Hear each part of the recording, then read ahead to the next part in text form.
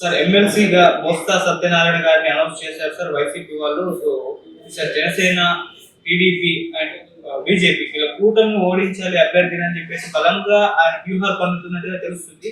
మరి బొత్స గారిని అనౌన్స్ చేయడం అనుకున్న అసలు అంటే అనౌన్స్ చేయడం అనుకున్న కారణం ఏంటి? ఆయన ఎందుకు ఆయన సీనియర్ నేత, అతను ఎమ్మెల్యే చేస్తారు, ఈసారి ఓడిపోయారు కూడా. మరి ఆయన ఓడిస్తారా కూటమి నేతని? మీరు ఒపీనియన్ సార్ చెప్పారు. ఎలా ఉంటుందంటే మనం నిజాలు చెప్పుకుందాం, ప్రజలు ఏమనుకుంటున్నారో ఆ మాటలో చెప్పుకుందాం.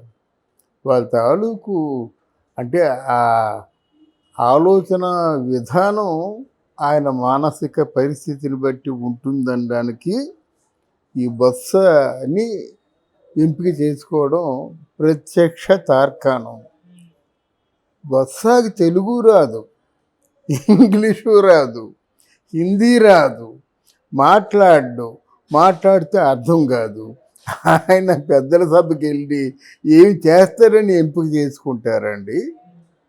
నాకు అర్థం కావడం లేదు. ముందు పెద్ద నాయకుడే, రాజశేఖర రెడ్డి గారి టైంలో నెంబర్ 2 ఆయన, కాదనలేము. ఇప్పుడు బ్రహ్మాండమైనటువంటి పోరాటంలో ఉన్నామని వాళ్ళు అనుకుంటున్నారు. అసలు పోరాటమే లేదు, మాకు 164, మీకేమో 11, మీకు మాకు పోరాటం ఏమని వీళ్ళు అనుకుంటున్నారు. ఆయన మేకపోతు గాంభీర్యం ప్రదర్శిస్తూ మిమ్మల్ని తొక్కేస్తాం, మేము ముంచేస్తాం, మిమ్మల్ని ఏదో అనుకుంటున్నారు అన్నమాట. అందులో ఇది కొత్తగా తెలిసిన న్యూస్ అంటే బొత్స నా అంతా నాకు బొత్స ఒప్పుకోడు. బొత్సకి మాట్లాడే శక్తి లేకపోయినా ఆలోచించే శక్తి ఉంది. ఎక్స్ప్రెషన్ లేకపోయినప్పటికి కూడా ఇంటెలిజెన్స్ ఉంది కనుక ఏమో మరి ఎంతవరకు ఇది సాధ్యాసాధ్యాలు రేపు మనం చెప్పుకోగలుగుతాం, మనం చూడగలుగుతాం. కానీ బొత్స దీనికి ఒప్పుకోడు.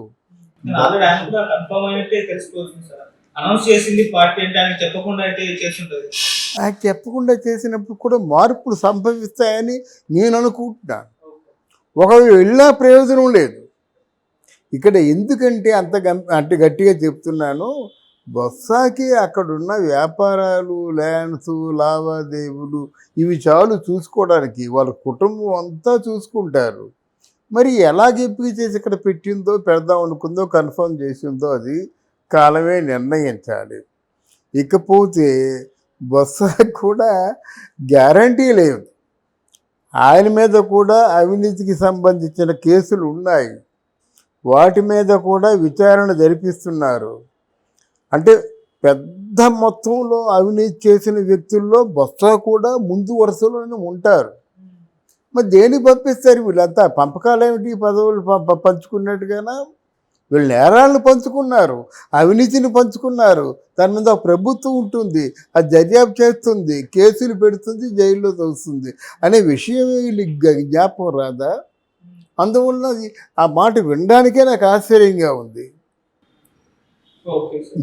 అలాగే సార్ బొత్స గారికి లాస్ట్ ఎలక్షన్స్ ఎమ్మెల్సీ ఎలక్షన్స్ కూడా అనుకున్నారు. మరి అందుకోసం జగన్మోహన్ రెడ్డి గారు ఇప్పుడు ఇక్కడ పోటీ చేపిస్తే తర్వాత ఎమ్మెల్యే ఏదైనా వేరే వాళ్ళకి అంటే ఒక ఛాన్స్ ఇద్దామని చూస్తున్నట్టుగా వార్తలు అయితే వినిపిస్తున్నాయి. అది కరెక్ట్, అది తెలివైన ఆలోచన. బొత్స గారిని అక్కడ ఉన్నటువంటి సంబంధిత సొంత పార్టీలో ఉన్న ఎమ్మెల్యే ఆయన తప్పుకొని ఆ స్థానంలో బొత్స గారి నుంచి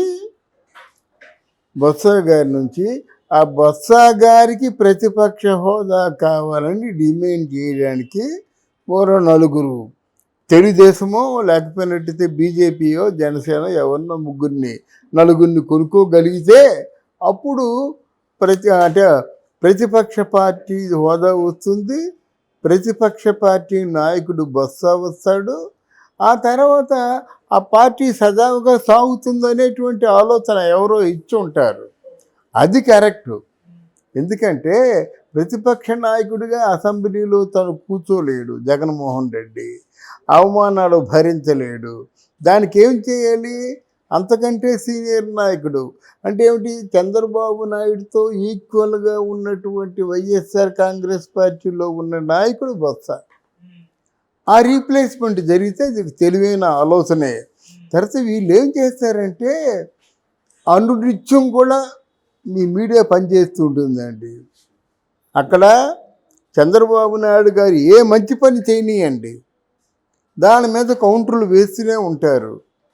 వీళ్ళు చంద్రబాబు నాయుడు గారి పార్టీలో అంటే ఈ కూటమిలో ఉన్నటువంటి పెద్ద బలహీనత ఏమిటంటే, ఒక్క విశాఖపట్నం పార్టీలో ఇన్ని వేల కోట్ల అవినీతి జరిగిందని చెప్తున్నారు. దాన్ని వాల్ పోస్టర్లు వేసేయండి, పబ్లిక్ పంపించేసేయండి. సినిమా థియేటర్లో మామూలుగా అంతకుముందు ట్రైల్ పార్టీలు వేస్తారు కదా, అలా వేయండి. సెన్సార్ సర్టిఫికేట్తో మీ ప్రభుత్వం చేసినటువంటి అభివృద్ధి కానీ కూటమి సభ్యులకి డైరెక్ట్గా చెప్తున్నాను. మీ ప్రచారం ఏముంది, మీలో మీరు పొంగిపోతే ఏముంది?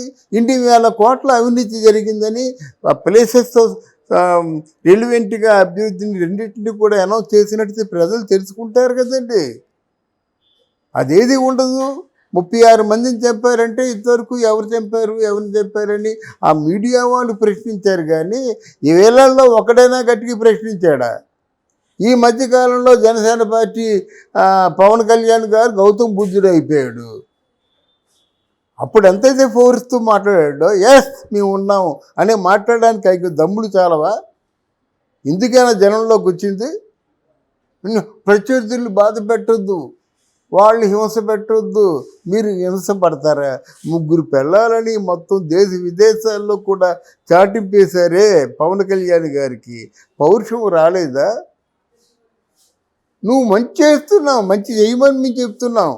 అందువల్ల వీళ్ళు అసమర్థులైనట్టయితే వాళ్ళు అలా పేటరైపోతారు. అధికారంలోకి వచ్చారు, టైం తీసుకొని ప్రజలకు మంచి చేసే తర్వాత ప్రతిపక్షాల అదేం లేదండి, అదేం లేదండి. ఎందుకంటే వీళ్ళు చీడ పురుగు చేరు వృక్షంబు చేరు అంటే చెరుచును అంటారు.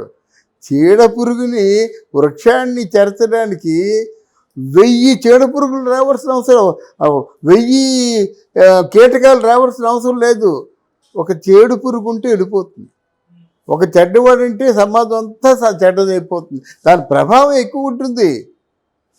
నేను ఒక 5000 మంచి వీడియోస్ చేశాను. ఎవరో ఏ దగ్గర అనకూడదు కానీ దిక్కుమాల ఎవరో ఒక అజ్ఞాని ఒక ఏదో వీడియో చేసింది. ఈ 5000 వీడియోస్ కొట్టుకుపోతాయా? పోయి కదా. అంటే చెడుకి అంత మైలేజీ ఉంటుంది, చెరుకి అంత మైలేజ్ ఉంటుంది. అందుకే అంటాను, చెరకు తినడి కుక్క చెప్పు తినడి కుక్క చెరకు తీ పెరిగినా అని. బ్యాడ్ నెగిటివ్ ఆలోచనలు, బ్యాడ్ ఆలోచనలు,